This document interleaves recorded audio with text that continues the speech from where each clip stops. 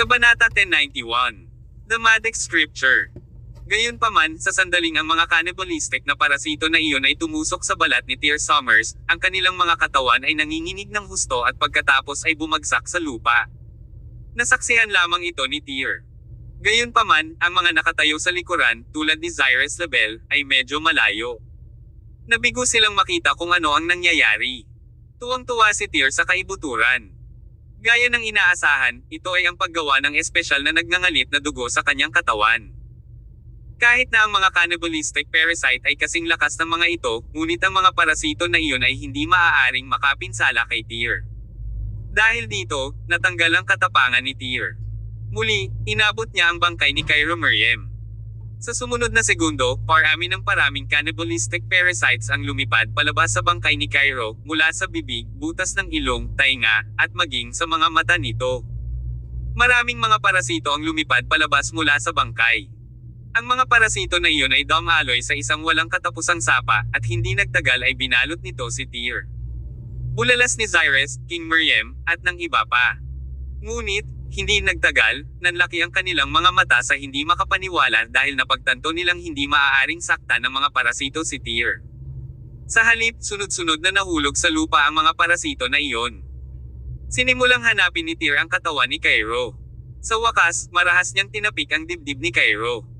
Ang lalamunan ng bangkay na iyon ay pumiglas ng kaunti, at isang malakristal na bagay ang biglang bumaril mula sa bibig ni Cairo. Hinawakan ni Tyr ang bagay. Holy Eye Silkworm. Nakaramdam ng saya si Tyr. Bagamat ang Holy Eye Silkworm ang pinakamalamig na bagay na kilala sa ilalim ng langit, nang kurutin ito ni Tyr sa loob ng kanyang kamay, hindi niya ito masyadong naramdaman. Ibinigay nito sa kanya ang uri ng pakiramdam na parang pinipiga niya ang isang butil ng asukal sa bato sa loob ng kanyang kamay.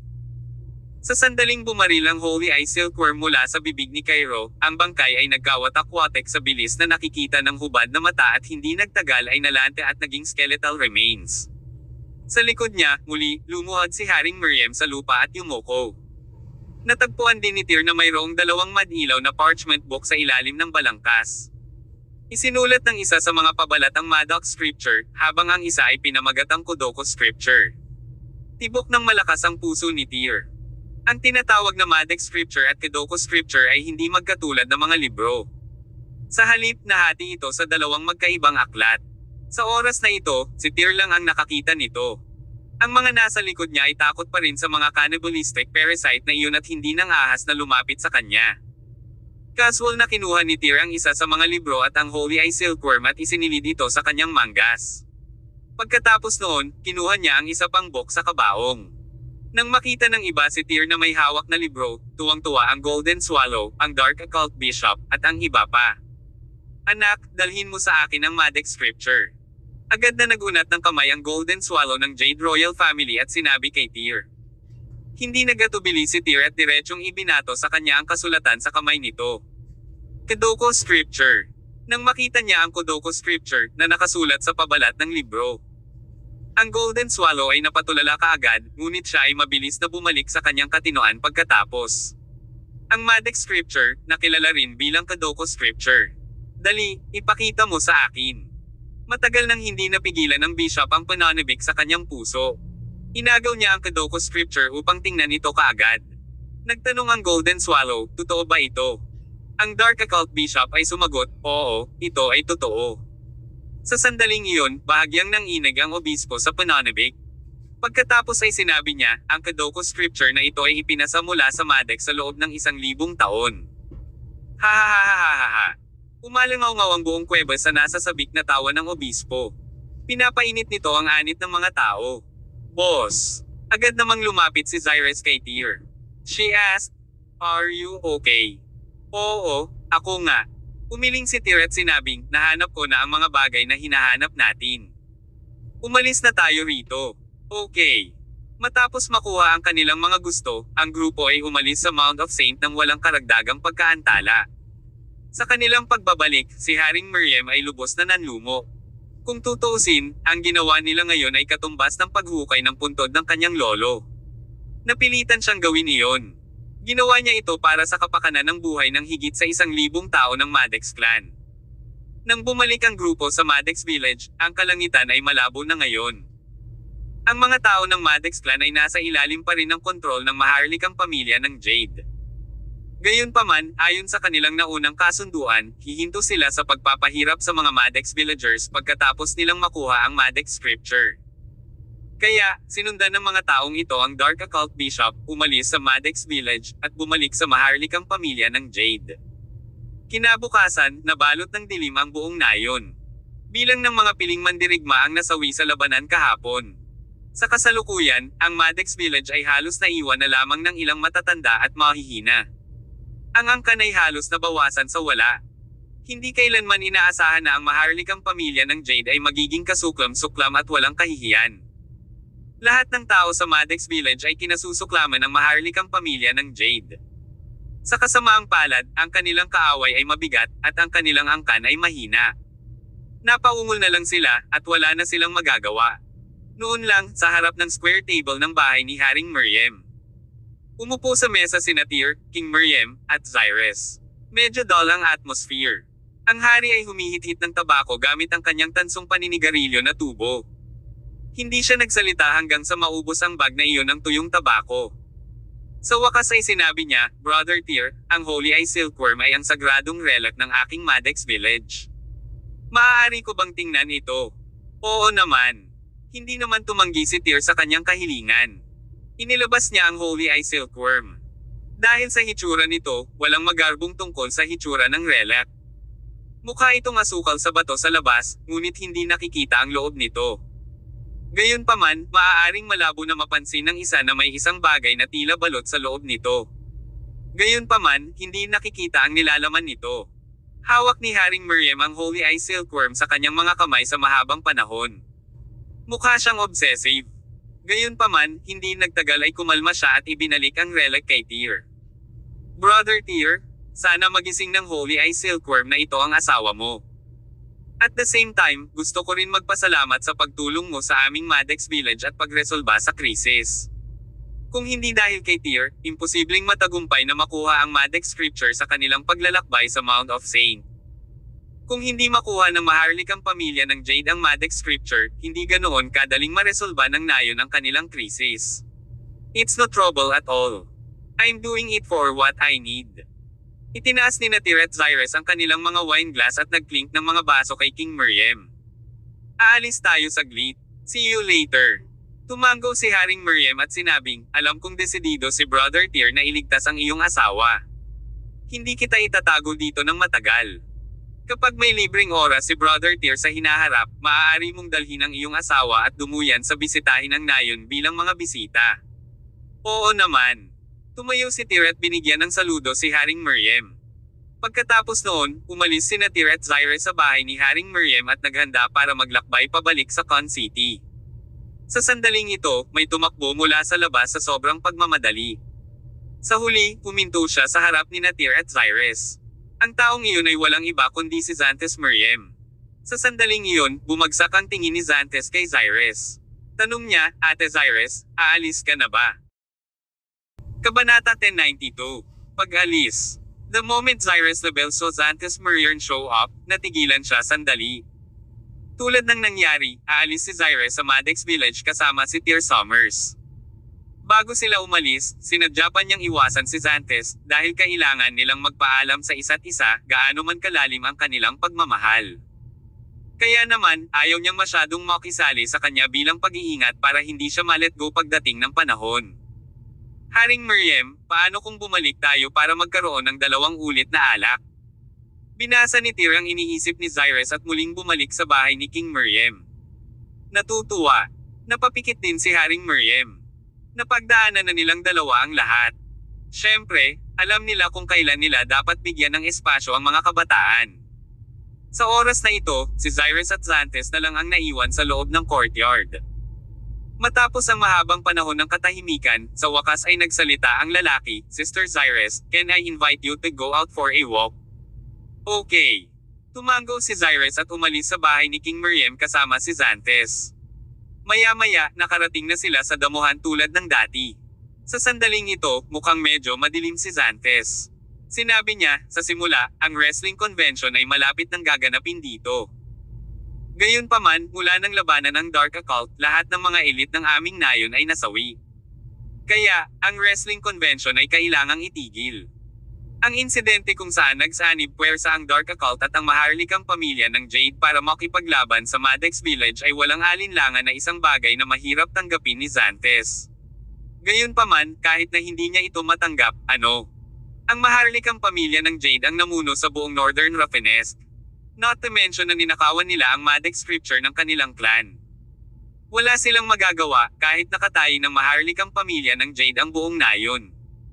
Inangat ni Cyrus ang ulo niya para tingnan ang damuhan sa di kalayuan. Then, she took off that amber pendant and returned it to Xantes. Sinabi niya sa kanya, Xantes, ito ang anting-anting na iniwan sa iyo ng iyong ina. Ngayon, kailangan kong ibalik ito sa iyo. Ate Cyrus, binigay ko na sayo. Wala nang dahilan para ibalik mo. Gaya ng inaasahan, ayaw itong ibalik ni Xantes, ngunit puwersahang ibinalik ni Cyrus ang pendant na iyon sa kanyang kamay. Xantes, alam ko ang ibig mong sabihin sa pagbibigay mo sa akin itong amber pendant. Sana ay ibigay mo na ang pendant na ito sa babaeng pinakamamahal mo sa village nyo. Siya ang magiging future wife mo at sasamahan ka sa natitirang bahagi ng iyong buhay. Ate Cyrus, ikaw. Napatulala si Xantes kay Cyrus. Sa sandaling ito, parang tinutusok ng karayom ang kanyang puso. Ibig sabihin ba nito tinanggihan siya ni Cyrus? Kung sa bagay, matagal nang pinag-isipan ni Cyrus ang bagay na ito. Bagamat hindi siya ganoon katanda, marami na siyang naranasan sa Regal Palace, kaya't mas mature siya kaysa kay Xantes. Dapat sabihin na ang batang babae ay may ilang damdamin para kay Xantes, kahit na walang gaanong pakikipag-ugnayan sa pagitan ng dalawa. Gayunpaman, ang mga bagay ng puso ay mahirap tukuyin. As gayon, ang kanilang mga damdamin ay kasing dami ng pag-ibig sa unang tingin. Gayunpaman, medyo malinaw si Cyrus sa pagtukoy kung ano ang dapat niyang gawin o iwasan sa pagtatapos ng araw. Kaya, napakalinaw sa kanyang sarili na sa huli sila ni Xantes ay kabilang sa dalawang magkaibang mundo. Xantes, naniniwala akong malapit mo nang makilala ang babaeng iniibig mo at magkakaroon ng magandang pamilya kasama siya. Ngumiti si Cyrus kay Xantes, and there were hints of awkwardness in that smile. Isang buntong hininga ang pinakawalan ni Xantes sa huli. Mahigpit niyang hinihila ang amber pendant na iyon. Ate Cyrus, babalik ka ba para bisitahin ang village namin in the future? Kung sa bagay, pagkaalis ni Cyrus at Tyr, babalikan niya si Rain. Malaki ang posibilidad na hindi na siya babalik. Maya-maya, tumango si Cyrus at sinabing, pag may oras ako, pupuntahan kita. Sabi ni Xantes, well, it's a deal then. Oo naman, ito ay isang deal.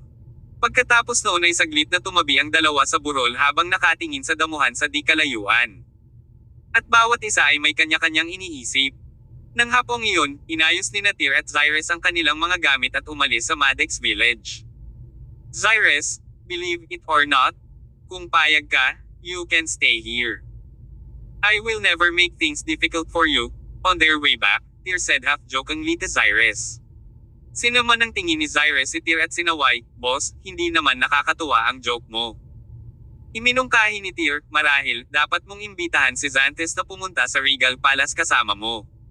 Sa tingin ko ay papayag ang batang iyon na gawin iyon. Medyo nagtampo si Cyrus at sinabing, Boss, kapag ginawa mo ulit ang ganitong klaseng biro, magagalit ako sayo. Haha! Tumawa si Tyr at hindi na nagsalita pa sa huli. Sumakay ang dalawa sa eroplano at lumipad patungong Con City. Gayunpaman, dahil ang direktang paglipad ay hindi magagamit, kailangan nilang lumipad sa ibang lungsod at lumipat sa Con City pagkatapos. Bandang alas 8 ng gabi, dumating ang kanilang eroplano sa ibang lungsod para sa transit. Para sa mga espesyal na dahilan, kailangan nilang manatili ng magdamag malapit sa paliparan sa lungsod na ito bago sila makasakay sa eroplano patungong Con City sa susunod na araw. Pagkadating sa hotel, tinawagan ni Tyr si Cyrus sa kwarto niya. Boss, may problema ba? Tanong ni Cyrus. Kinuha ni Tyr ang Maddox scripture sa kanyang backpack at iniabot kay Cyrus. Sabi niya, Cyrus, para sa'yo ito. Natigilan si Cyrus. Tiningnan niya ang Maddox scripture sa kamay ni Tyr na may hindi makapaniwalang ekspresyon. Tinanong niya, Boss, hindi ba ang Maddox scripture ay kinuha ng maharlikang pamilya ng Jade? Paanong nasa kamay mo? Sumagot si Tyr, mayroong dalawang kasulatan na natagpuan sa loob ng kabaong ng santo ng Madex. Ang isa ay ang Madex Scripture, at ang isa ay ang Kadoko Scripture. Itinago ko ang isa sa mga kasulatan habang inaalis ang Holy Eye Silkworm. Nanlaki ang mata ni Zyrus. Gulat at hindi makapaniwala ang nakasulat sa buong mukha niya. Nagmamadaling kinuha ng dalaga ang Madex Scripture at binasa ito. Boss, ang kasulatang ito ay partikular na nagtala ng mga paraan upang labanan ang mga parasito ng Kadoko. Ganun ba? Sumagot si Tyr, paano? Mayroong palaging dalawang kasulatan na ipinasa bilang pamana ng komunidad ng Hymenoptera. Itinala ng Kadoko Scripture ang sining ng pagkalason sa Kadoko habang ang Madex Scripture ay nagtala ng lahat ng paraan upang kontrahin ang Kadoko Poison. Ang Kadoko Scripture ay nakakapinsala sa mga tao, habang ang Madex Scripture ay nailigtas sa mga tao. Tumango si Tyr at sinabing, inisip ng maharlikang pamilya ng Jade na iisa lang ang Kadoko Scripture na ipinasa bilang pamana ng komunidad ng Hymenoptera. Wala silang ideya na may dalawang kasulatan. Zyrus, ang kasulatang ito ay maaaring ituring na isang pagpapala para sa iyong paglalakbay. Dapat mong panatilihin ang Madex Scripture at gamitin ito para tulungan ang mundo at iligtas ang mga tao sa hinaharap. Sumimangot si Zyrus at sinabing, Boss, hindi mo dapat itago ng lihim ang Madex Scripture na ito. Ito ay isang bagay na pag-aari ng Madex Village. Bakit hindi mo ibalik ang aklat na ito kay King Miriam? Ngumiti si Tyr at umiling. Ipinaliwanag niya, aaminin ko na napakamakasarili ko na kunin ang Madex Scripture na ito para sa aking sarili, ngunit hindi namin kailanman maibibigay ang kasulatan kay Haring Miriam. Kabanata 1093. The Holy Eye Silkworm Elves Fake. Napatulala si Zyrus Label. Hindi niya maintindihan kung ano ang ibig sabihin ni Tyr Summers. Kilalang kilala niya ang ugali ni Tyr. Kung walang partikular na dahilan, hindi niya kailanman aangkinin ang kasulatang ito na dapat ay pag-aari ng Madex Village para sa kanyang sarili. Dahil ginawa niya ito sa pagkakataong ito, tiyak na may dahilan si Tyr. Boss, hindi ko masyadong maintindihan, sabi ni Zyrus. Sinabi ni Tyr, sa una, ang 18 nayon ng Madex ay dating iisang pamilya mula sa 100 taon na ang nakalilipas. Dahil dito, ang kasulatang ito ay hindi exclusive sa angkan ni Haring Miriam. Ang iyong mga ninuno ay mga inapo din ng Hymenoptera Community of Madex. Kaya't, nararapat na panghawakan mo ang kasulatang ito. Gayon din, ang pinakamahalagang bagay ay ang kasulatang ito ay hindi dapat iwanan sa Madex Village dahil maaaring magdulot ito ng nakamamatay na sakuna sa nayon. Isang nakamamatay na sakuna. Gulat na tinitigan ni Zyrus si Tyr pero agad din itong bumalik sa katinoan. Tama si Tyr. Kung ang kasulatang ito ay patuloy na mananatili sa Madex Village, ito ay walang alinlangan na magdadala ng nakamamatay na sakuna sa Madex Village. Bago ito, upang makuha ang kanilang mga kamay sa kasulatan, ang maharlikang pamilya ng Jade ay hindi nag-atubili na linangin ang madilim na occult upang pahinain ang Madex Village.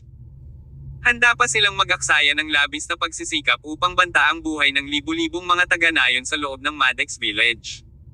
Sa kalaunan, nagtagumpay sila sa pagpilit kay Haring Miriam na ibigay ang kasulatan. Kung ang Madex Scripture na ito ay patuloy na mananatili sa nayon, sa sandaling kumalat ang balita sa maharlikang pamilya ng Jade, tiyak na pagnanasaan din ng pamilya ang kasulatang ito. Pagdating ng oras, ang Madex Village at ang maharlikang pamilya ng Jade ay muling sasalungat, na humahantong sa nayon sa kapahamakan nito. Kaya, sa halip na hayaang mangyari ang ganitong trahedya, maaaring itago na lang ni Tyr ang pagkakaroon ng kasulatang ito at kunin ito para sa kanyang sarili upang maiwasan ang isang malaking kasawian. Zyrus, ipapasa ko sa iyo itong Madex Scripture. Sabi ni Tyr, ito ay maituturing na pamana ng iyong Hymenoptera community. Kaya, ikaw ang magdadala nito sa mas mataas na taas sa hinaharap. Oo naman boss. Same time na inalis ni Zyrus ang Madex Scripture na ito. Sabi niya, Boss, dapat ay masaya ka na nahanap mo na ang Holy Eye Silkworm. Maya-maya, magising mo na ang aking hipag. Ma'am. Tumango si Tyr, pagkatapos ay inilabas niya ang relic at sinabing, I hope this Holy Eye Silkworm will be able to wake Winifred up from her coma. Huwag kang mag-alala, boss. Pwede naman. Iniabot ni Zyrus ang kanyang kamay habang patuloy na sinasabi, Boss, hindi ko pa nakita ng maayos ang banal na relic ng Hymenoptera community. Maaari mo bang ipakita sa akin? Oo naman. Inabot ni Tyr ang Holy Eye Silkworm sa kamay ni Zyrus. Kinuha niya ito at maingat na pinagmasdan. Wala siyang nakitang espesyal na katangian mula sa relic. Kung ang bagay na ito ay itinapon sa kalye, malamang na makikilala ito ng karamihan bilang isang butil ng asukal sa bato. Gayunpaman, sa oras na ito, biglang napangiwi si Cyrus. "Boss, bakit nangyayari ito?" Sa hindi inaasahang pagkakataon, napasigaw si Cyrus at ikinagulat ni Tyr. Nagmamadali siyang tumingin kay Cyrus at nagtanong, "What's wrong?" Ang Holy Eye Silkworm ay natutunaw. "Ano ba?" Mabilis na tumayo si Tyr at naglakad patungo kay Cyrus na may pagtataka. Pagkatapos, nakita niya ang isang ulap ng puting usok na nagmumula sa Holy Eye Silkworm, at pagkatapos ay natunaw ito sa bilis na nakikita ng mata. Bakit ito nangyayari? Isang mahinang dagandong ang pinakawalan ni Tyr. Dali-dali niyang kinuha sa kamay ni Cyrus ang Holy Eye Silkworm na iyon. Ilang segundo lang ang lumipas, at halos mawala na ang Holy Eye Silkworm na iyon. Nataman si Tyr. Sa pagkakataong iyon, nablangko lang ang kanyang isip. Napatulala din si Cyrus at natigilan sa kinatatayuan. Hindi niya maintindihan kung ano ang nangyayari. Matagal na panahon ang lumipas bago nakapagpalitan ng tingin ang dalawa na parabang bigla nilang na-realize ang nangyari. Itong Holy Eye Silkworm ay peke.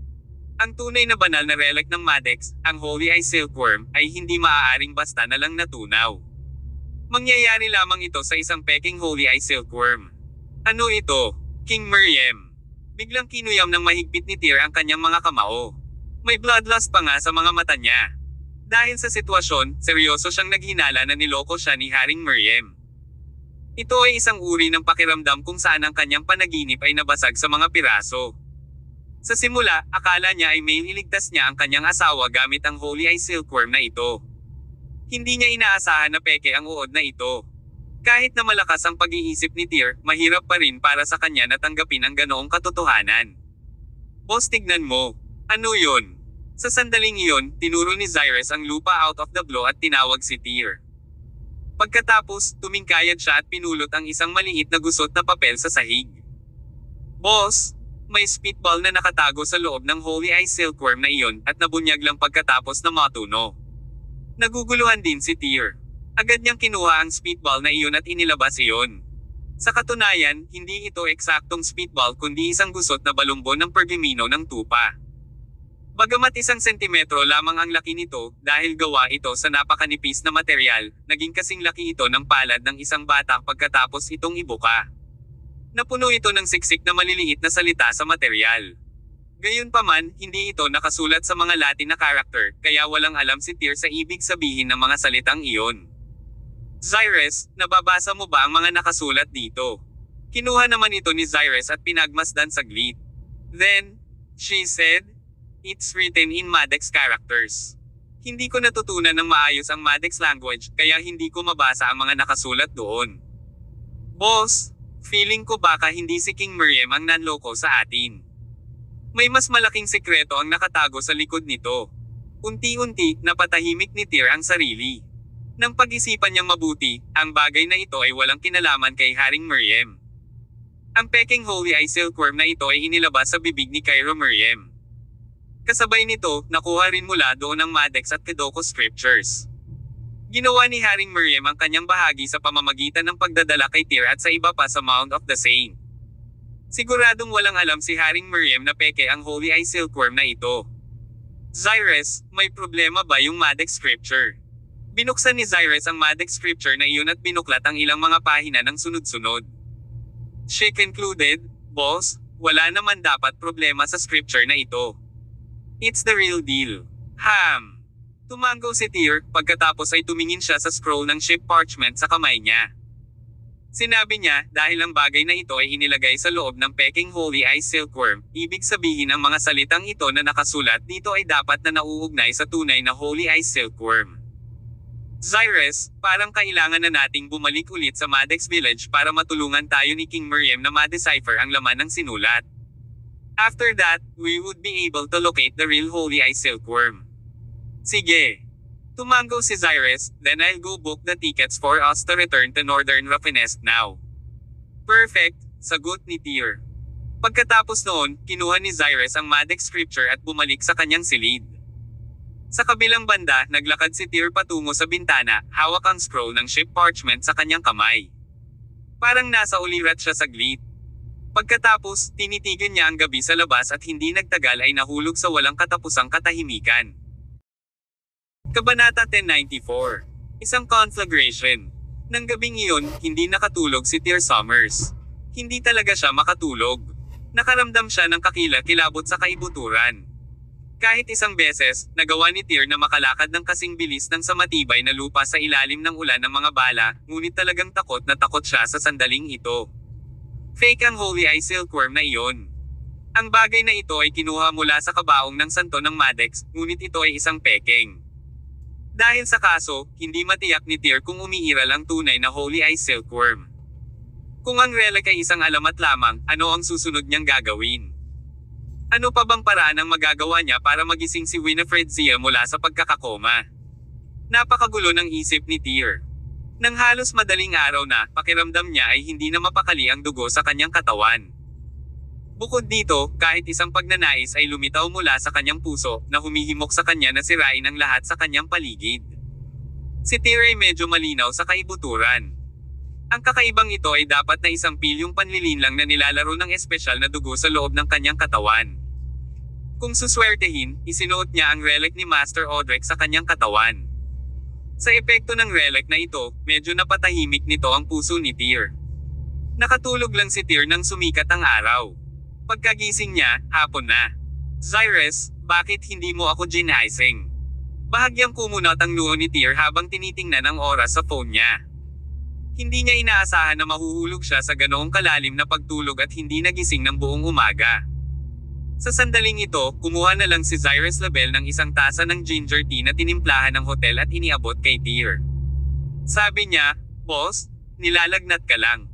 Buong umaga ay tinatawag mo ang pangalan ni Winifred. Lagnat." Saka lang nakapag-react si Tyr. Sa katunayan, ang kanyang katawan ay nasusunog pa rin at may pakiramdam ng sakit at panghihina na bumabalot sa kanyang katawan.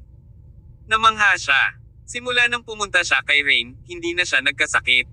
Dahil sa kanyang malakas na pisikal na kalusugan, anumang virus na nakatagpo sa kanya ay pipiliin na lumipat sa paligid niya. Mahirap isipin na magkakasakit si Tyr ngayon. Sa itsura nito, parang may sakit siya. "Boss, gusto mo bang pumunta sa ospital para sa body check-up?" Inabot ni Zyrus ang tasa ng ginger tea sa kamay niya kay Tyr. "Hindi na kailangan yan." Kinuha ni Tyr ang tasa ng ginger tea at sinabing, "Typhoid lang yan." "Ano ba ang mahalaga?" "Tama ka." Tumango si Zyrus at sinabing, "Na-refund na ang mga ticket natin pabalik sa Con City.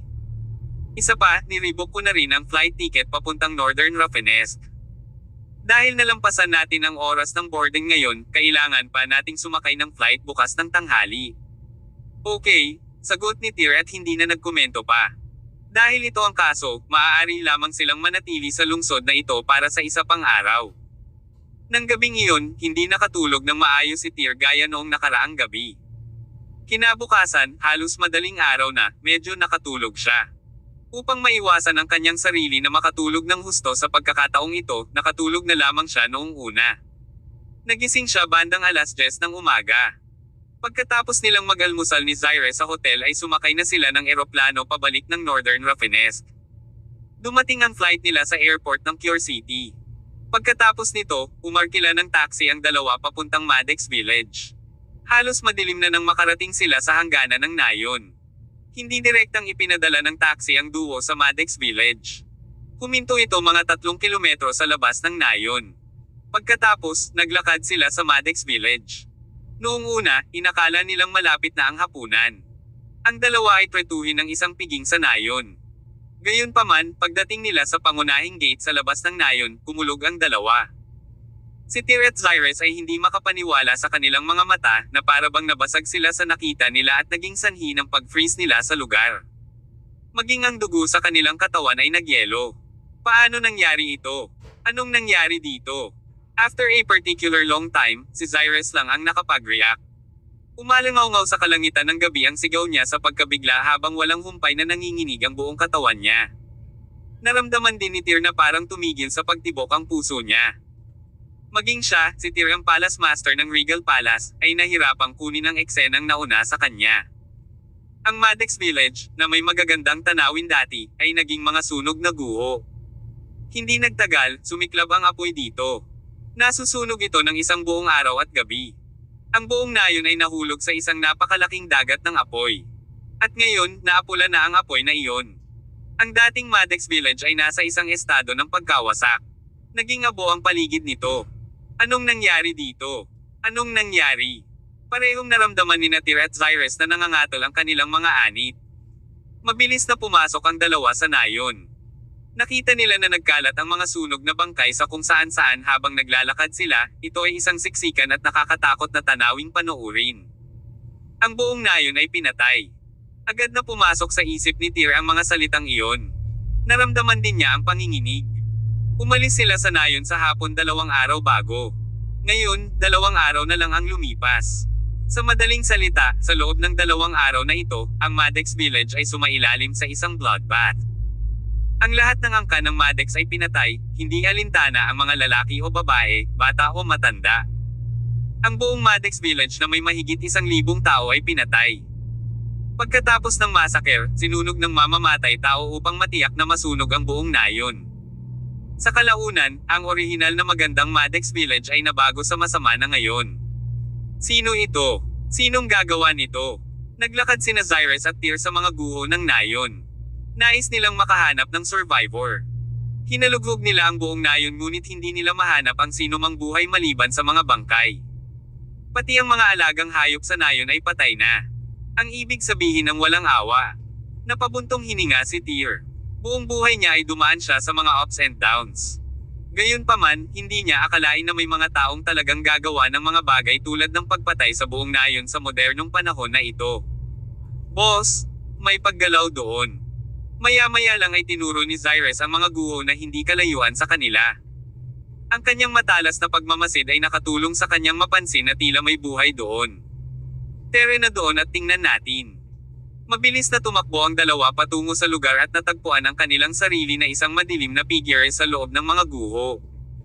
Nang makita ng maitim na silhwete silang dalawa, bigla itong nagpakawala ng matinis na sigaw, tumalikod, at umalis. Habulin mo siya. Naabutan ng duo ang taong iyon ng napakabilis. Medyo matulin din ang taong iyon, ngunit hinding-hindi nito malalampasan sina Tyr at Zyrus. Hindi nagtagal, naabutan siya ng dalawa. Bitawan mo nga ako. Bitawan ninyo akong dalawa. Don't kill me. No, don't kill me. Ang taong iyon ay tila dumaan sa isang napakaseryosong psychostimulatory. Sa sandaling dumampi ang kamay ni Tyr sa kanyang balikat, nagsimulang magdaldal ang taong iyon. Ang kanyang mga kamay ay walang tigil na kumakamot sa hangin. Nang marinig nila ang boses niya, parehong kumirot ang puso ni Tyr at Zyrus. Bulalas nila, Xanthus Miriam. Kabanata 1095. Lahat ng patay. Tama iyon. Ang boses na iyon ay pagmamayari ni Xanthus Miriam. Sa sandaling ito, ang mataas na espiritu na dating taglay ni Xanthus ay matagal nang nawala. Parang gumuho ang katinoan niya. Malinaw, ang mga sintomas na iyon ay lilito lamang sa isang individual na dumaan sa matinding pagkabigla. Xanthus, ako ito. Tayo, Zyrus at Tyr. Okay ka lang. Nahirapan si Zyrus Label na tanggapin ang nangyari nang makita niya ang kasalukuyang estado ni Xanthus. Hinawakan niya ang kamay nito at sinubukang pakalmayan. Ngunit, masyadong nabalisa si Xanthus. Kahit anong pilit ni Zyrus sa kanya, walang saysay ang kanyang pagsisikap. Xanthus! Xanthus! Ipinagpatuloy ni Zyrus ang pagtawag sa pangalan ni Xanthus. Maya-maya lang, biglang hinawakan ni Xanthus ang kamay niya at napakagat-kagat. Mabilis na binawi ni Zyrus ang kamay sa sakit. Samantala, sinamantala ni Xanthus ang pagkakataong tumalikod at tumakas. Hinabol siya ng dalawa. Sa oras na ito, biglang nagliwanag ang ilang ilaw mula sa isang lugar sa labas ng Madex Village. Kasunod nito, sinundan ito ng matinding dagandong ng mga dekuryenteng motor. Napatingin sina Tyr at Zyrus sa direksyon ng liwanag. Napansin nila ang maraming construction vehicle at excavator, at ang mga road roller ay nagpakita sa isang lugar nang walang babala sa labas ng Madex Village. Ang mga sasakyang iyon ay huminto sa kanilang mga landa sa isang lugar sa labas ng nayon. Maraming lalaki ang bumaba mula sa mga sasakyang iyon at lahat sila ay nakasuot ng kasuotan ng mga manggagawa. Gayon din, maraming lalaki ang nagsusuot ng mga damit sa estilo ng maharlikang pamilya ng Jade. Yung mga fighters from the Jade Royal family. Dapat nandito sila para ilibing ang mga bangkay para sirain lahat ng bakas ng krimen nila, ungol ni Tyr. Sa puntong ito, kahit isang hanggal ay mahuhulaan kung ano ang nangyayari dito. Boss, aakyat ako dyan at papatayin silang lahat. Ito ay isang grupo ng mga hayop. Huwag kang pabigla-bigla. Hinawakan ni Tyr si Zyrus para pigilan at sinabing, the matters have evolved to this stage. You cannot undo anything even if you kill them all. Not to mention that most of those who come here are hired by them. These people are innocent. So, ano ang dapat nating gawin ngayon? Tanong ni Zyrus. Una, humanap tayo ng mapagtatagwan. Dapat ituloy mo na si Xantes. Roger na, boss. Kaya naman, agad na hinabol ni Zyrus si Xantes at nawala ng malay gamit ang isang karate chop. Pagkatapos ay kinaladkad ng dalawa ang bata sa likod ng bundok ng Maddox Village. Doon, ang dalawa ay casual na nakahanap ng isang liblib na lugar upang itago si Xantes. Pagkatapos noon, bumalik si Zyrus para alagaan siya, habang si Tyr naman ay bumalik sa village para obserbahan ang sitwasyon. Sa oras na ito, itinulak ng mga manggagawang iyon ang mga excavator sa natitira sa Maddox Village. Daan-daan sila. Ang mga mandirigma ng pamilyang Jade Royal ay nagbabantay sa labas ng nayon. Ang mga manggagawang iyon ay gumamit ng ilang excavator at naghukay ng malaking hukay sa lugar. Pagkatapos nito, itinulak nila ang lahat ng nasunog na katawan ng mga taga-nayon sa malaking hukay na iyon at inilibing. Ito ay isang kakilakilabot na tanawin upang panoorin. At the same time, hindi rin makatao. Ang mga taong ito ay patuloy na nagsagawa ng gawain ng pagsira sa mga bangkay na iyon sa buong gabi. Dahil sa napakalaking dami ng mga buto, aabutin sila ng ilang araw upang makumplito ang kanilang gawain ng walang pag-aalinlangan. Hindi na natili doon sina Tyr at Zyrus. Sinamantala nila ang gabi, ipinuslit si Xantes, at direktang umalis sa hangganan ng Maddox Village. Sa huli, bumalik sila sa bayan kung saan pumasok sina Tyr at Zyrus sa Kodoko Corps. Natagpuan ng dalawa ang kanilang mga sarili sa ilang mga kwarto sa isang maliit na hotel upang manatili magdamag.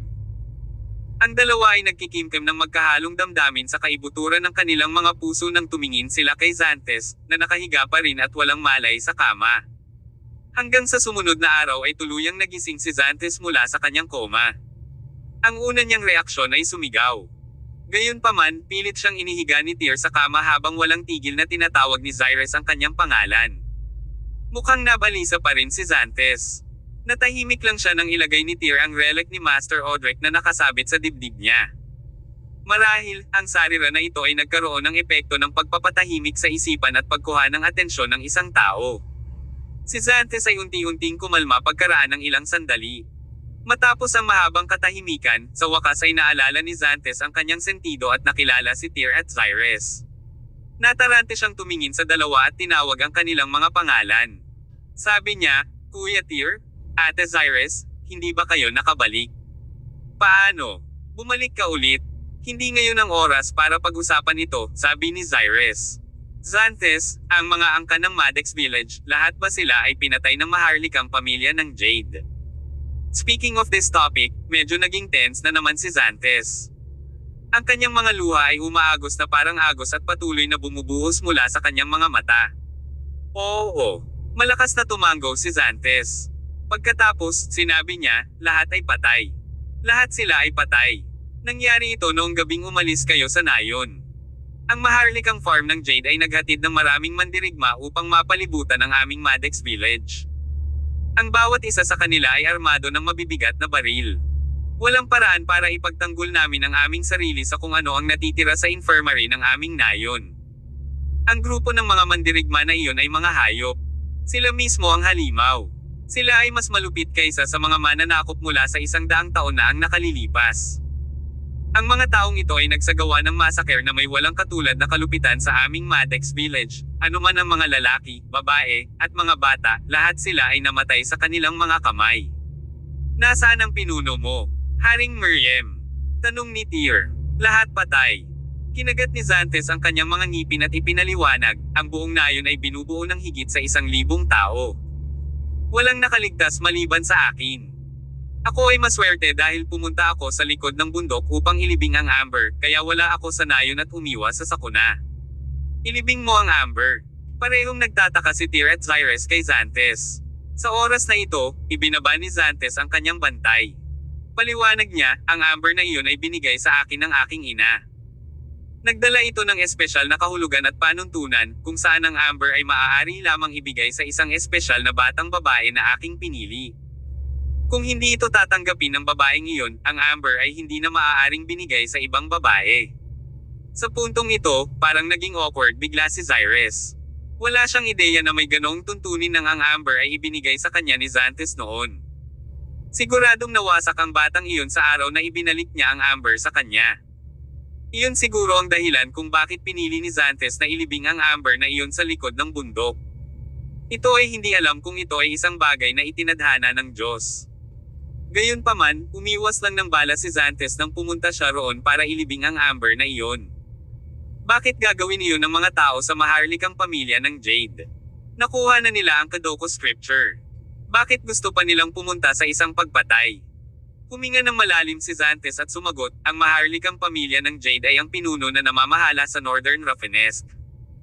Ang pamilya ay palaging pinananatili ang magandang imahe ng pagmamahal sa kanilang mga nasasakupan na parang mga anak niya.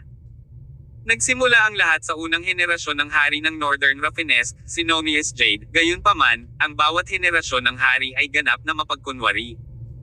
Sa pagkakataong ito, gumawa sila ng napakalaking pagsasabuatan upang pagnakawan ang Kadoko Scripture ng ating nayon. Tiyak na nag-aalala sila na malantad ang kanilang ginawa. Kaya naman ginawa nila ang walang awa na bagay na ito at pinatay ang buong Madix Village. Kabanata 1096. Ang nilalaman sa parchment ng tupa. Matapos pakinggan ng Xantes Meriem, parang may biglang bumungad kay Tyr Summers. Nang sumiklab ang digmaan sa mainland 100 taon na ang nakalilipas, ang Hymenoptera Community of Madix ay naglakbay sa buong malawak na lupain. Gayunpaman, walang gustong tumanggap sa kanila. Sa huli, si Nonius Jade ang nagbigay sa kanila ng tirahan. Kaya mula noon, ang maharlikang pamilya ng Jade ay naging kinatawan ng katwiran sa mata ng mundo. Sa buong kasaysayan ng pag-unlad ng Northern Rafinesque, ang impluwensya ng maharlikang pamilya ng Jade ay malalim na nakaugat sa puso ng mga tao ng Northern Rafinesque ngayon. Ang epekto ng pamilya ay mapapansin mula sa katotohanan na ang estatwa ni Nonius ay maaaring makita sa maraming mga parisukat ng lungsod ng Northern Rafinesque. Ang pamilyang ito ay palaging nagsusumikap na mapanatili ang isang magandang imahe para sa kanilang sarili. Ang kanilang layunin ay hindi nagbago sa loob ng 100 taon. Gayunpaman, hindi maisip ni Tyr ang dahilan para mapanatili nila ang imahe. Malinaw, sa pamamagitan ng kanyang dating pakikipag-ugnayan sa maharlikang pamilya ng Jade, lahat ng mula sa pamilyang iyon ay walang awa. Naiintindihan na ang unang henerasyon ng Northern Rafinesque King ay kailangang itago ang kanyang pagkukunwari para sa kapakanan ng kanyang magandang imahe. Ngunit, bakit kailangang ipagpatuloy ng bawat sumunod na henerasyon ng Northern Rafinesque Kings ang kanilang pagkukunwari sa katauhan ng pagiging disente? Ngayong minasacre ng pamilyang Jade Royal ang Madix Village, talagang isang kasuklam-suklam na bagay ang ginawa ng pamilya para sa kapakanan ng kanilang reputasyon. Kung ginawa ang insidenteng iyon para sa kanilang katanyagan, dapat may iba pang mga lihim na nakatago sa likod ng katanyagan na iyon. Hindi iyon eksaktong panahon ng digmaan. For sure, ang maharlikang pamilya ng Jade ay haharap sa napakalaking pressure para sa pag-alis ng isang bagay na nagagalit at hindi nasisiyahan. Gayunpaman, sa huli, ipinagpatuloy pa rin nila ito. Ano ba talaga ang gusto nilang kapalit? Boss, ang maharlikang pamilya ng Jade ay dumanas ng maraming problema para sa Kadoko Scripture. Gayunpaman, nagpasya pa rin silang patayin ang buong Madix Village pagkatapos makuha ang kanilang mga kamay sa banal na kasulatan. Pakiramdam ko ay may plano silang susunod na malaking bagay. Eksakto. Tumanggo si Tyr, at saka, ang planong ito ay hindi isang bagay na nagsimula sa henerasyong ito ng hari ng Northern Rafinesque. Ano ba talaga ang gusto nilang gawin? Hindi maisip ni Tyr at ng iba pa kung ano ang gustong makamit ng maharlikang pamilya ng Jade sa lahat ng ito. Kung tutuusin, limitado ang kanilang pakikipag-ugnayan sa pamilya. Para kay Xantes Meriem, dapat niyang ipaghiganti ang awayan ng dugo sa pagitan ng Madix Village at ng maharlikang pamilya ng Jade. By the way, Kuya Tyr and Sister Zyrus, hindi ba kanina pa kayo nakaalis sa Northern Rafinesque? Bakit bigla kayong bumalik? Muli, itinaas ni Xantes ang parehong tanong na una niyang itinanong. Sumagot si Tyr, ang Holy Eye Silkworm na iyon ay peke. Ano? Nanlaki ang mga mata ni Xantes at hindi makapaniwalang tumingin kay Tyr.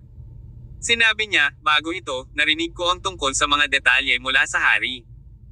Ang sabi niya, ang layunin ng pagbisita mo sa nayon ay upang mahanap ang Holy Eye Silkworm upang iligtas ang iyong asawa, tama ba? Ang relic na iyon ay kinuha sa bibig ng ang santo ng Madex. Paano ito magiging isang knock-off? Umiling si Tyr at sumagot, I have no idea, but Xantes, do you know the Madex language?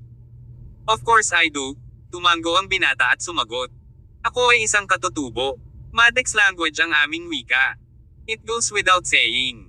Natutunan ko na ito mula pa noong bata pa ako. Inabot agad ni Tyr sa kanya ang rolyo ng tupa na inilabas niya mula sa Holy Eye Silkworm at sinabing, Xantes, tingnan mo, ito. Anong nakasulat doon? Ano ito? Gulat na napatingin si Xantes kay Tyr. Sumagot si Tyr, kinuha ito sa peking Holy Eye Silkworm na iyon. Dapat itong naglalaman ng mensahe na gustong ipaliwanag ng santo ng Madex Village mo sa kanyang mga inapo. Natigilan si Xantes. Dali-dali niyang kinuha ang balumbo ng pergamino ng tupa. Nang makita niya ang nilalamang nakasulat dito, naging malungkot ang ekspresyon ni Xantes. Nagmamadaling tanong ni Tyr, Xantes, ano ang nakasulat? Huminga ng malalim ang binata at sumagot, itinatala nito ang kinaroroonan ng tunay na Holy Eye Silkworm. Nakaramdam si Tyr ng saya na bumubulusok sa kanyang puso. Nagmamadali siyang nagtanong, nasaan ang tunay na Holy Eye Silkworm?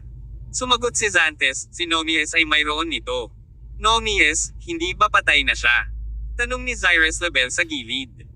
Sumagot si Xantes, nang pumanaw ang santo ng Madex, ayaw niyang mawala ng walang bakas ang tunay na Holy Eye Silkworm. Kaya naman, sumulat siya ng ganoong sulat at inilagay ito sa loob ng peking Holy Eye Silkworm. Ito ay nakasulat dito na, nang ang Hymenoptera Community of Madex ay tumakas sa kalapit na lugar ng Northern Raffenesque, hindi sila tinanggap ni Nonies dahil sa kabaitan.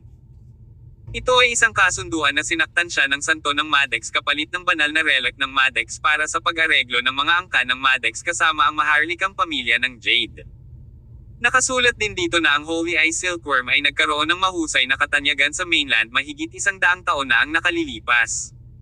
May isang rumor na ang relic ay maaaring gumawa ng isang tao na manatiling kabataan para sa kawalang hanggan at maaaring gumawa ng isang tao na makamit ang immortalidad. Sa huli, may paalala rin ang santo patungkol dito. Ang sabi niya, ang bawat isa mula sa maharlikang pamilya ng Jade ay mapagkunwari, at dapat maging maingat sa pakikitungo sa kanila. Iyan ang lahat ng impormasyong nakatala sa balumbon. Medyo natulala sina Tyr at Xyrus. The Holy Eye Silkworm can make a man stay eternally young and immortal. You're kidding me. Xyrus retorted on the spot, kung ganoon talaga ang epekto ng bagay na iyon, hindi sana namatay si Nonies at inilibing sa kanyang libingan. Sinabi ni Tyr, sa katunayan, ang chismis na ito ay medyo pinalaki. Gayunpaman, ang mga tao ay hindi kasing bukas ng pag-iisip tulad ng sa modernong edad 100 taon na ang nakalilipas. Hindi karaniwan para sa kanila na maniwala sa kamalian ng immortalidad. No wonder willing si Nonies na kunin ang Hymenoptera Community of Madex. Yun pala ginawa niya dahil sa pagnanasa niya sa Mado X's Holy Eye Silkworm. Ngayong namatay na si Nonies, ang sagradong relic ay dapat nasa Jade Royal Family. Boss, ano ang dapat nating gawin ngayon? Tanong ni Xyrus. Sumagot si Tyr, dahil alam natin ang kinaroroonan ng banal na relic, ang sitwasyon ay higit na mabuti kaysa sa kanila na gumagala-gala na parang manok na walang ulo. Ang bagay na ito ng paghahanap ng Holy Eye Silkworm ay hindi magagawa sa magdamag. Ang Jade Royal Family ang pinakamalaki sa Northern Raffenesque. Kaya, kailangan pa rin nating pag-isipang mabuti ang susunod na hakbang. Si Xantes na nasa gilid ay biglang lumuhad sa harap ni Tyr at Xyrus. Ang kanyang pagkilos ay natakot sa dalawa. Xantes, anong ginagawa mo?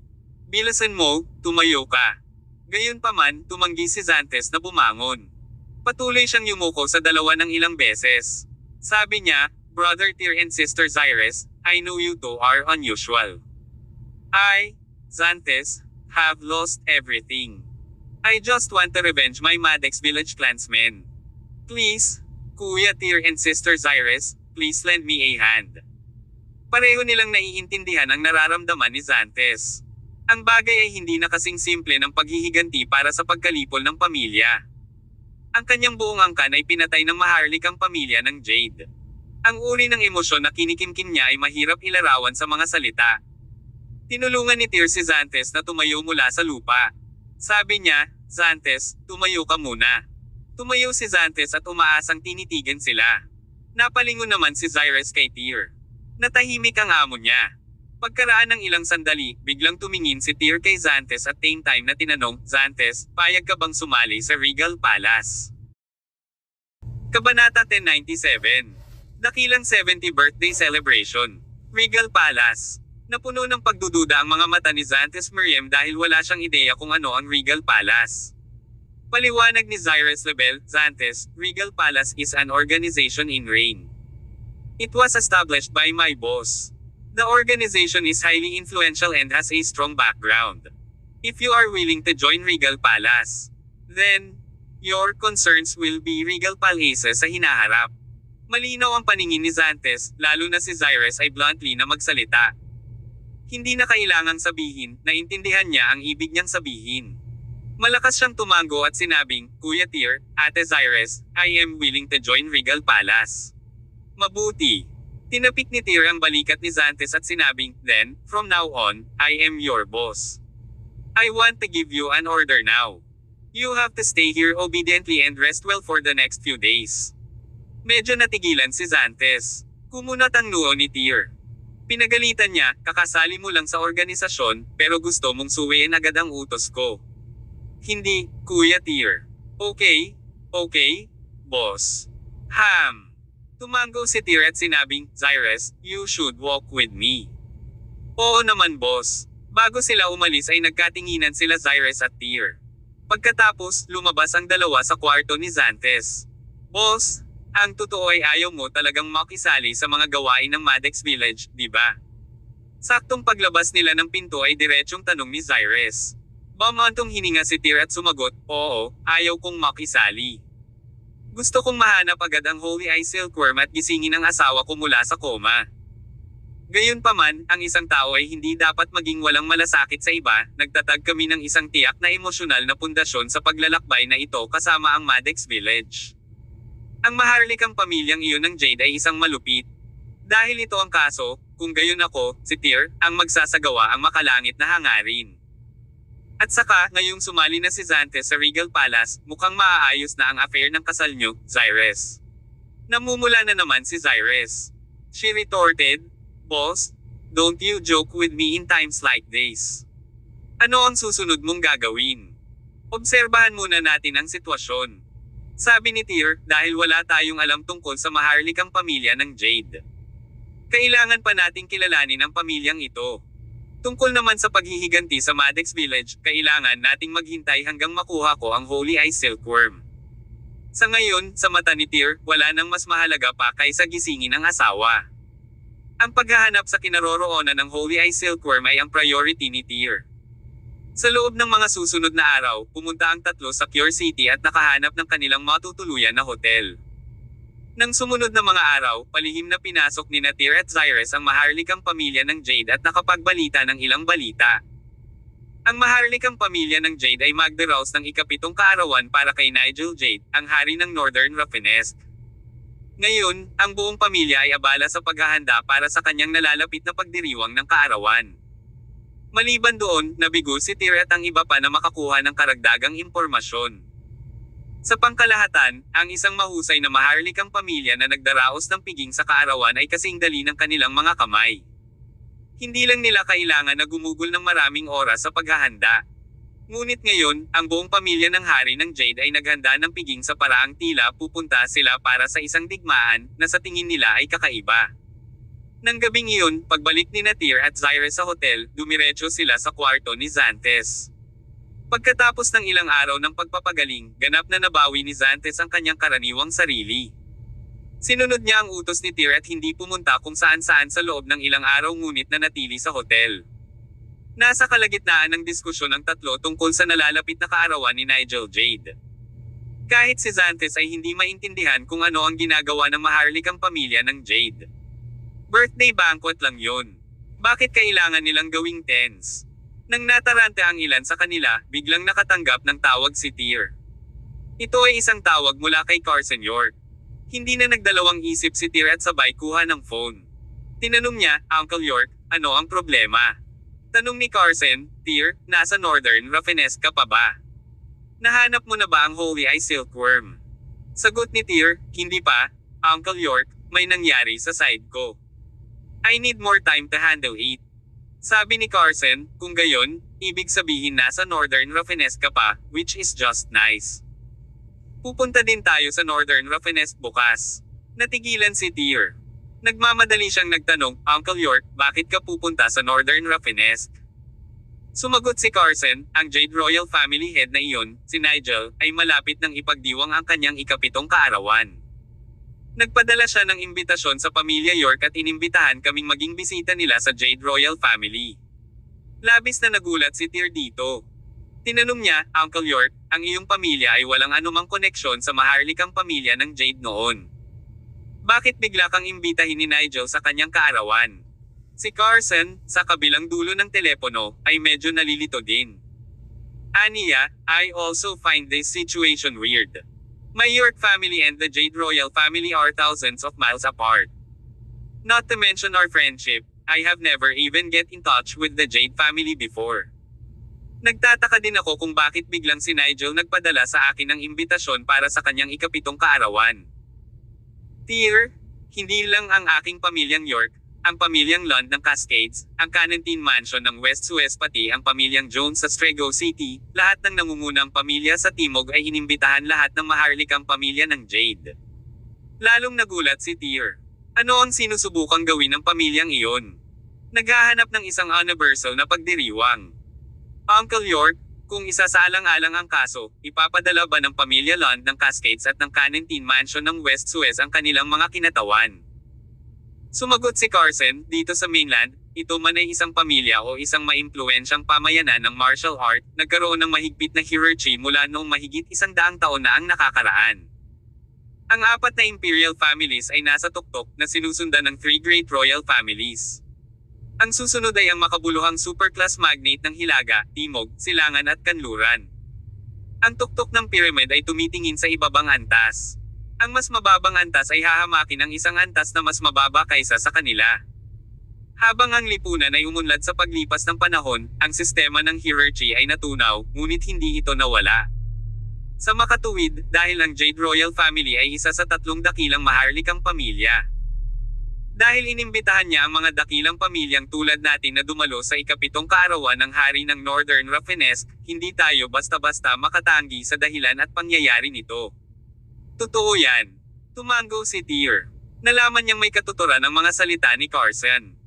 Sa katunayan, ang hierarchy ay hindi naglaho, at maaaring sabihin ng isa na ito ay malalim na nakaugat sa mga dakilang pamilyang ito ng mainland.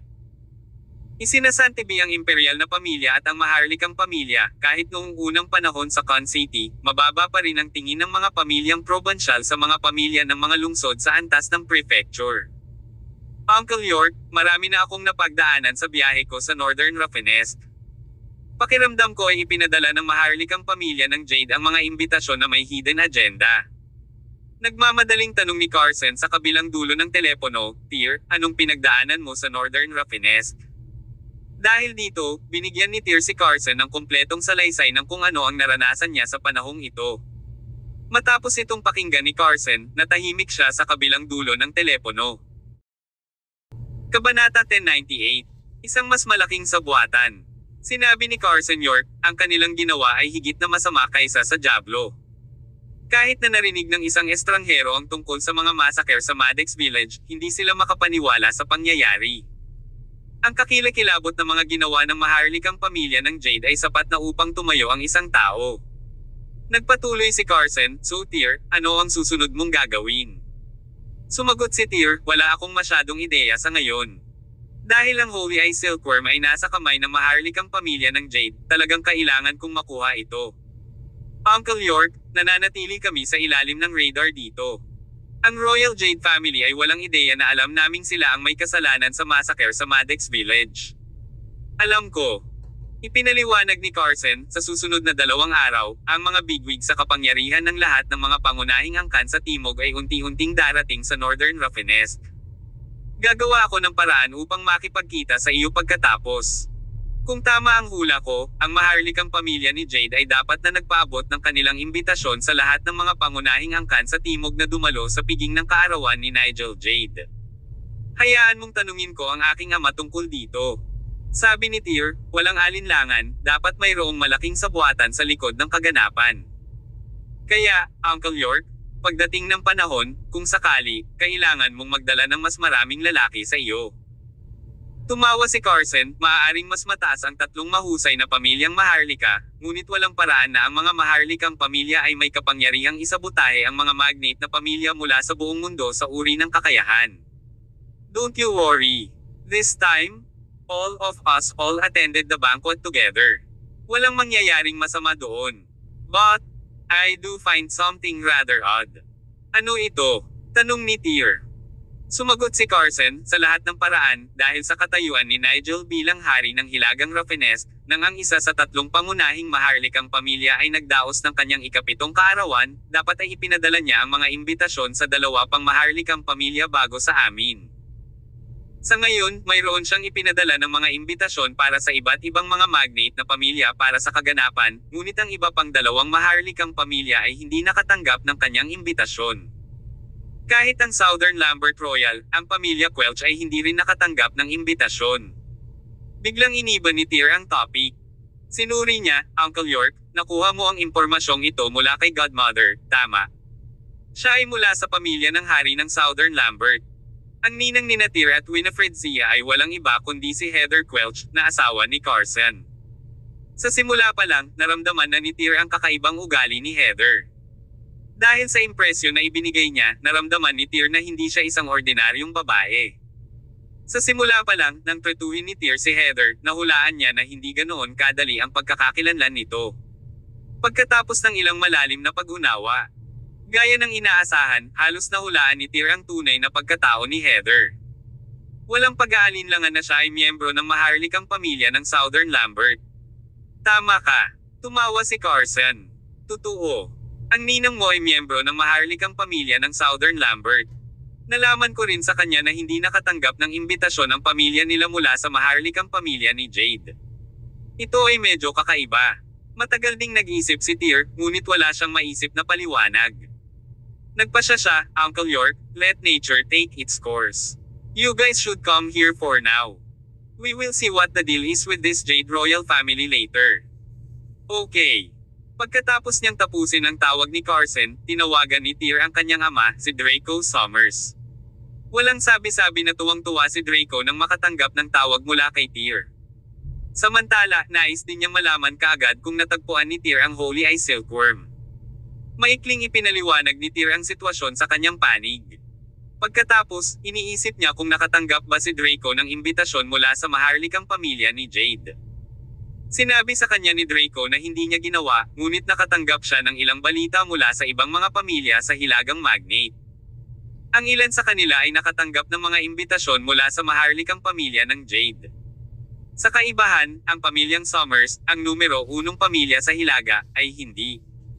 Kasabay nito, hindi rin nakatanggap ng imbitasyon si Finley Willow ng pamilya Willow. Ang sitwasyong ito ay hindi gaanong nakakagulat, lalo na sa katotohanan na si Lyra Jade ay dating asawa ni Draco. Kahit na si Lyra ay hindi lehitimong anak na babae ni Nigel, nakipag-away siya sa pamilya Summers, kaya naman hindi nakatanggap si Draco ng imbitasyon mula sa Maharlikang pamilya ni Jade. Tulad ng para sa pamilyang Willow, ang kanilang sitwasyon ay medyo katulad ng pamilyang Summers. Sa bagay, matagal nang magkasabwat sina Drake and Willow at Lyra. Sa gitna ng kaguluhan ng mga pamilyang Summers at Willow sa Hilaga, matagal nang nakita ni Tyr ang mga pahiwatig kung saan ginagamit ng Maharlikang pamilya ng Jade sina Lyra at Draken para mag-layout ng laro sa Hilaga. Ang kanilang layunin ay isama ang buong Hilaga. Nang maglaon, pagkatapos na dumating si Tyr, ginulo niya ang plano ng laro na nilaro ng Maharlikang pamilya ng Jade sa Hilaga at sa huli ay naging sanhi ng pagkawala ng kanilang plano.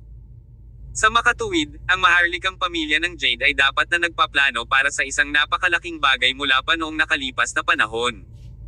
Ang planong ito ay tiyak na isasagawa sa darating na ikapitong kaarawan ng Nigel. Matapos magkaroon ng kaunting pananaw sa pangkalahatang sitwasyon ng Hilaga, sandali na nag-chat sina Tyr at Draco bago nila ibinaba ang telepono. Nang sumunod na 2 araw, walang nagawa si Tyr. Nagtago lang siya sa loob ng Cure City para malaman kung ano ang ginagawa ng maharlikang pamilya ni Jade. Sa kanilang libreng oras, pinunan ni Cyrus Label si Xanthus Miriam ng mga usapin ng Madex Scripture. Pagkatapos, nagsimulang pag-aralan ng dalawa ang banal na kasulatan sa hotel. Pareho silang likas na matalino at mabilis na pinagkadalubhasaan ang sining ng Madex Kadoko. Marami silang nakinabang sa banal na kasulatan sa loob ng 2 araw. Kasabay nito, sa gabi kinabukasan, pagkatapos na makausap ni Tyr si Carson sa telepono, dumating si Carson sa Cure City. Siya ay nasa ilalim ng saliw ni na Zeppelin Wayne, Joshua Murray, at ang iba pa. Isang araw pagkatapos nito, dumating din sa lungsod ang mga kinatawan ng Canentine Mansion ng West Suez at ang pamilyang Lund ng Cascades. Kung tutuusin, kahit na ang mga pamilyang ito ay walang gaanong pakikipag-ugnayan sa maharlikang pamilya ng Jade, pumunta pa rin sila upang ipakita ang kanilang paggalang. Sa simula, ang imbitasyon ng maharlikang pamilya ng Jade para sa piging sa kaarawan ay hinarap sa mga pinuno ng mga pamilyang ito. Sa makatuwid, karamihan sa mga kinatawan mula sa mga pamilyang ito ay mga pinuno rin ng kanilang mga pamilya. Kinatawan ni Carson York ang pamilya York. Ang pamilyang Lund ng mga Cascade ay kinakatawan ng kanilang unang kilya na si Master Lund. Kinatawan ni Case Jones ang Jones family ng Strego City. Kinakatawan ni Ferren Quintes ang pamilya Quintes ng Astral Province. Ang bagay na higit na ikinagulat ni Tyr ay na si Demi Watt ng Canentine Mansion mula sa West Suez ay personal ding dumalo sa event kasama ang kanyang mga tauhan. Lahat sila ay ang pangunahing puwersa sa Timog. Naging malalim sila ni Tyr. Halimbawa, ang ilan sa kanila, kasama ang mga tulad ni na Case at Ferren, ay nagkataong mga tauhan din ni Tyr. Sila ay mga mandirigma ng Regal Palace. Gayunpaman, pagkarating nila sa Cure City, hindi nakipagkita si Tyr sa sinuman sa kanila. Carson was no exception, Tyr also not meet up with him. Pinapante sila ni Tyr ng direkta sa panig ng maharlikang pamilya ng Jade upang tingnan kung ano ang ginagawa ng pamilya sa ika-7 kaarawan ni Nigel. Dahil sa sensitivity ng pagkakakilanlan ni Tyr at ang kanyang mukha ay nakita ng maharlikang pamilya ng Jade, binalak niyang manatiling nakatago sa isang lugar sa labas. Maghihintay siya ng tamang pagkakataon para mag-strike. Samantala, partikular ding inabisuhan ni Tyr si Clifford Han na padalhan siya ng isang set ng cutting-edge eavesdropping equipment mula kay Rain. Hiniling niya kay Carson at sa iba pa na itago ang bugging device sa kanilang buhok at pumasok sa maharlikang pamilya ng Jade.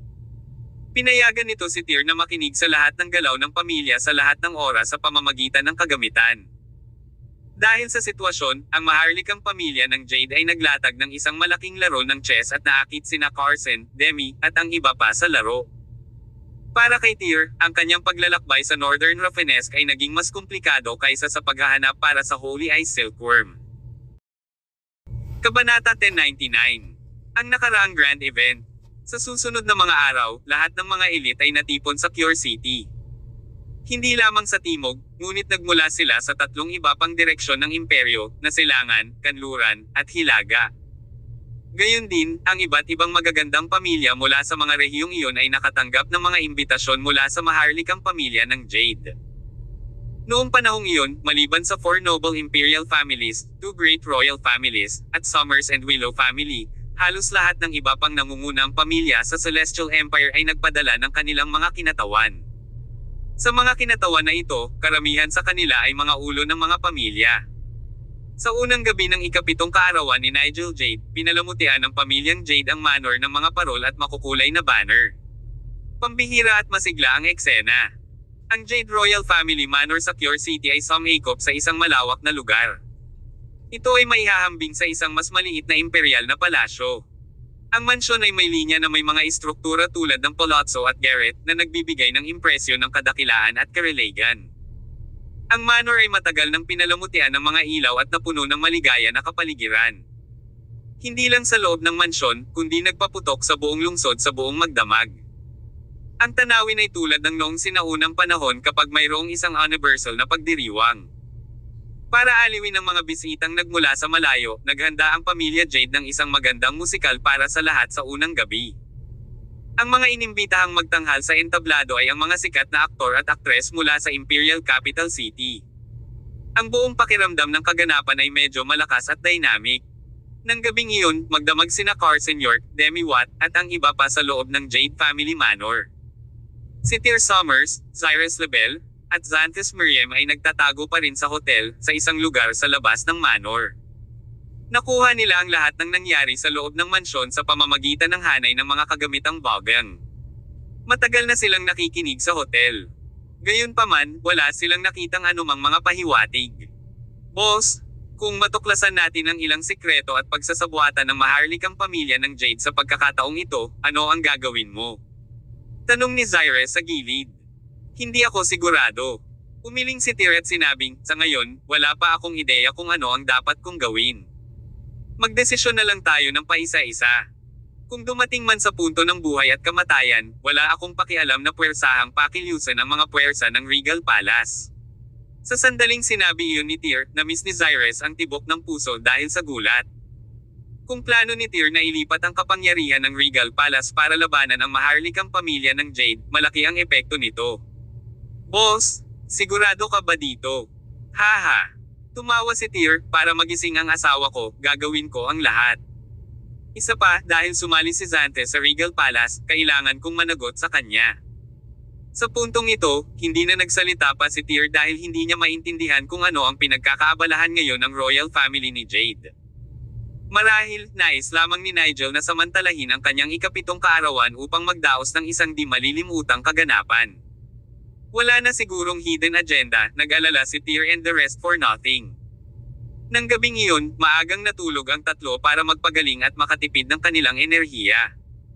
Kinabukasan, sa loob ng Jade Royal Family Manor, opisyal na sinimulan ang isang hindi pa naganap na grand birthday banquet.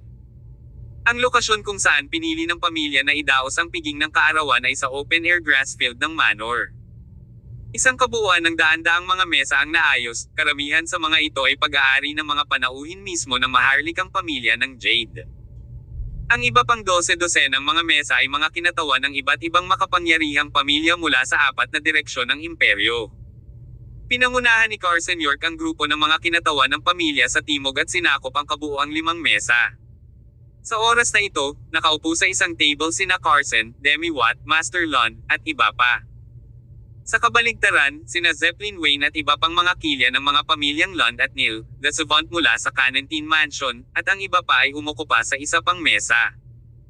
Lolo Watt, I never expect you would personally attend the birthday celebration of King of Northern Rafinesque, nakangiting sabi ni Carson kay Demi sa kanilang banquet table. Tawa ng tawa si Demi at sinabing, I am an old man. I don't take much pleasure fishing in man-made pond sa bahay araw-araw. So, I have to walk around when I am still capable of walking. Kiddo, we are good friends despite the great age difference. Naging abala ka sa lahat ng mga taon na ito. Ngayon, kailangan nating samantalahin ang pagkakataong ito at tangkilikin ang isang magandang round ng alak. Tumawa si Carson at sinabing, of course, it's so rare that we bump into each other. I have to let you enjoy yourself to the fullest.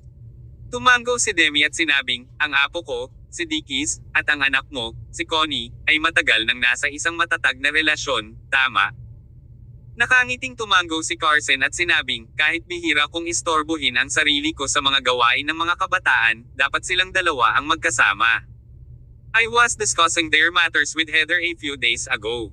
It's almost time for us to kasal those two. Sabi ni Demi, I also have the same idea in my mind. After go home this time, I will go to your York family to discuss their marriage. What do you say for their engagement? Gusto ko. Bago magsimula ang birthday banquet, excited na sina Demi at Carson sa kanilang pag-uusap. Binuksan pa nila ang isang bote ng alak at nilagok ang isang baso nito. Si Demi ay may palayaw na bakas. Bago ito, minsan ay pumunta si Tyr sa Canentine Mansion para bisitahin siya.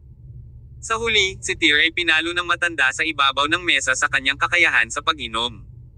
Sa kasamaang palad, ang kakayahan ni Carson sa pag-inom ay mas malala kaysa kay Tyr. Ngayon, tiyak na mapapahamak siya sa mga kamay ni Demi. Lolo Watt, what do you think about this birthday banquet of the King of Northern Rafinesque? Bakit nila tayo, na walang kaugnayan sa pamilya, out of the blue? I somehow feel something fishy about it. Marahang hinaplos ni Demi ang puting balbas sa ilalim ng kanyang panga. Sumagot siya, ang isang katulad na sitwasyon ay nangyari minsan mga 60 taon na ang nakararaan. Pagkasabi pa lang niya noon ay biglang bumilis ang tibok ng puso ni Carson. Mukhang tama ang tanong niya. Dapat alam ni Demi ang ilan sa loob ng kwento. Ang mga matatandang lalaki ay nanatiling liblib sa Cannington Mansion at hindi umalis ng bahay sa lahat ng mga taon na ito.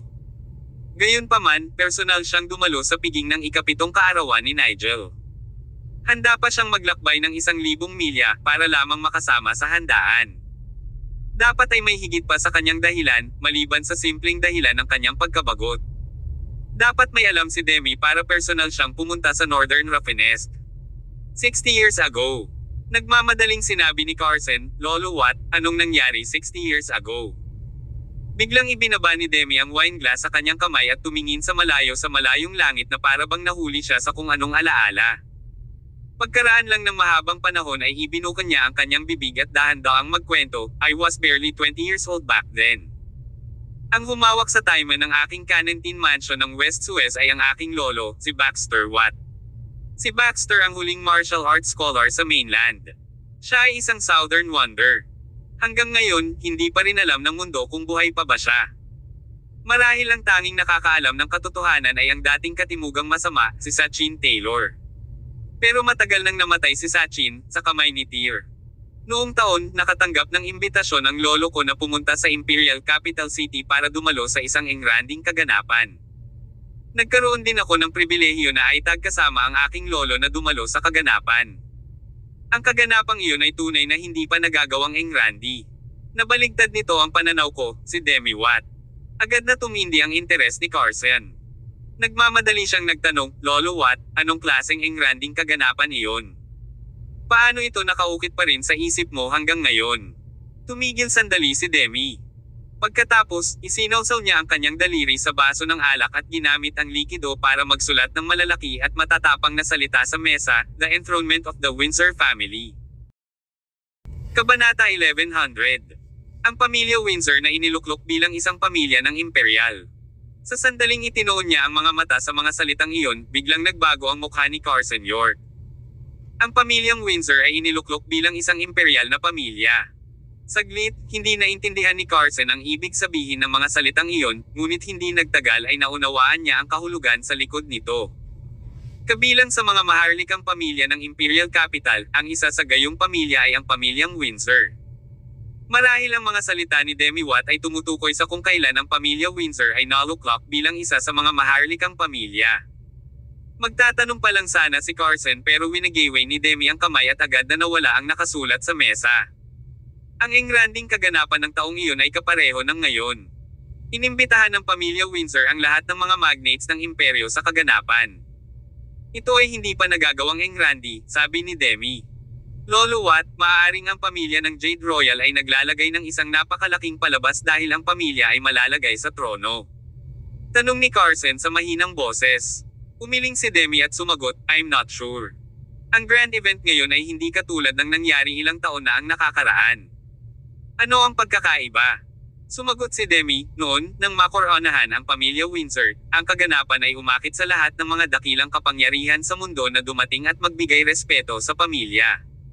Sa kabilang banda, inimbitahan lang kami ng maharlikang pamilya ng Jade.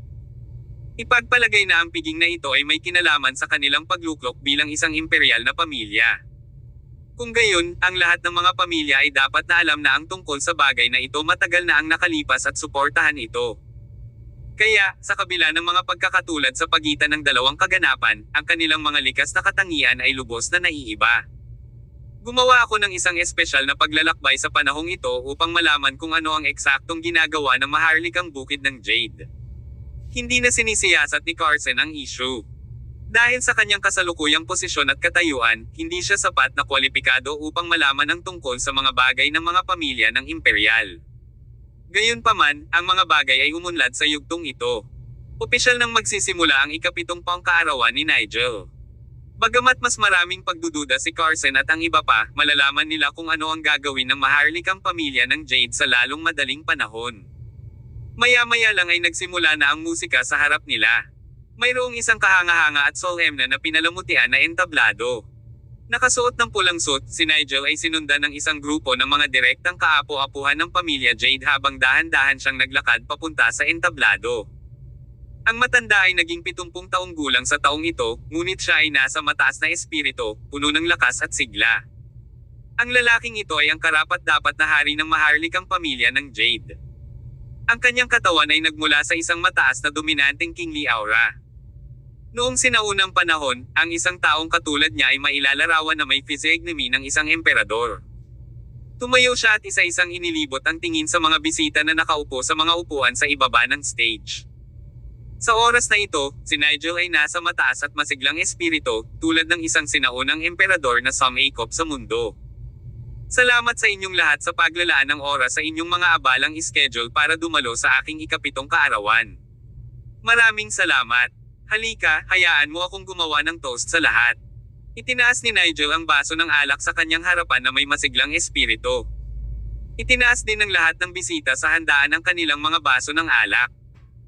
Taos puso man sila o hindi, sa oras na ito, lahat sila ay binabati ang hari ng Northern Rafinesque para sa kanyang ikapitong kaarawan at nagnanais na siya ay magtamasa ng mahabang buhay. Opisyal na nagsimula ang birthday banquet pagkatapos nilang inumin ang baso ng alak na iyon. Ang buong eksena ay medyo masigla at medyo maligaya.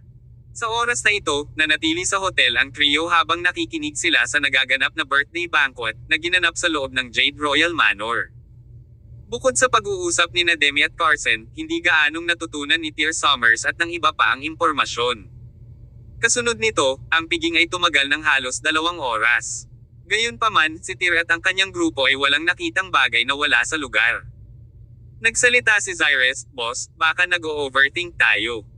Inimbitahan lang ng maharlikang pamilya ng Jade ang mga magnate mula sa buong imperyo na dumalo sa ikapitong kaarawan ng hari ng Northern Rafinesque. Siguro gusto lang nilang buhayin ang mga bagay-bagay. Kung tutuusin, pagkatapos niyang ipagdiwang ang kanyang ikapitong kaarawan, may posibilidad na hindi mabubuhay si Nigel hanggang sa 80 taong gulang." Bahagyang kumunot ang noo ni Tyr at sinabing, dapat maging mas komplikado kaysa riyan. Itinuro ni Lolo Watt na ang stunt na ginawa ng maharlikang pamilya ng Jade sa pagkakataong ito ay kapansin-pansing katulad noong ang pamilya Windsor ay naluklak noong araw. May pakiramdam ako na ang maharlikang pamilya ng Jade ay dapat may nakatagong agenda na may kaugnayan sa pamilya ng imperial.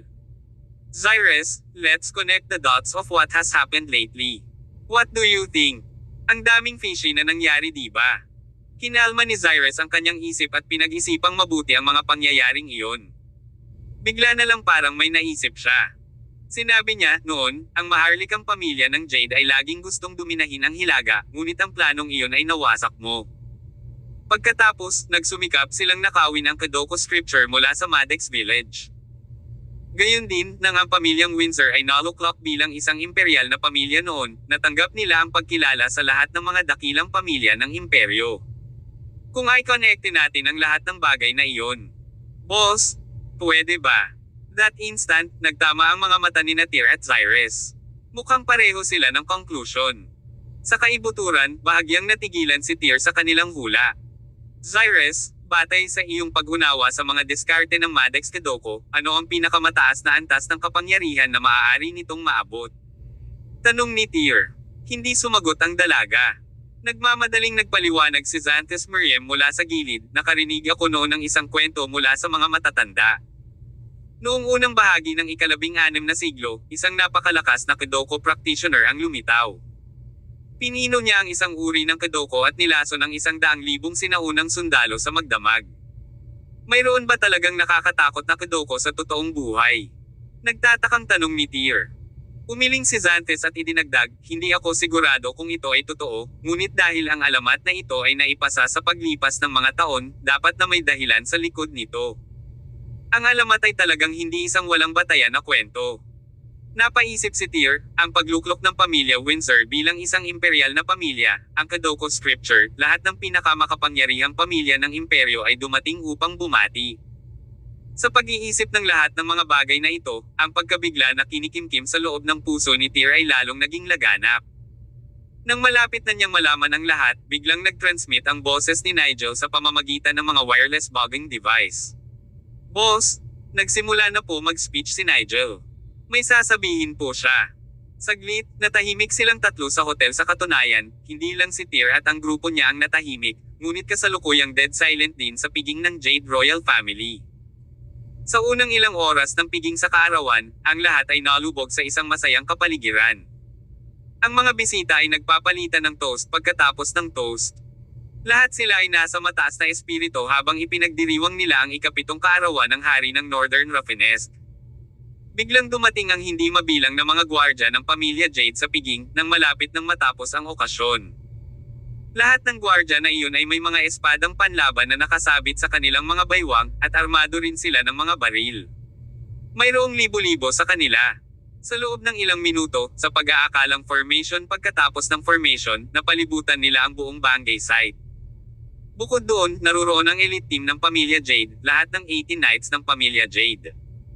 Kasama nila ang 10 Golden Swallow, 12 ng Silver Swallow, at daan-daang Black Swallow. Ang mga tropang ito ay katumbas ng lahat ng elite na puwersa ng pamilya Jade.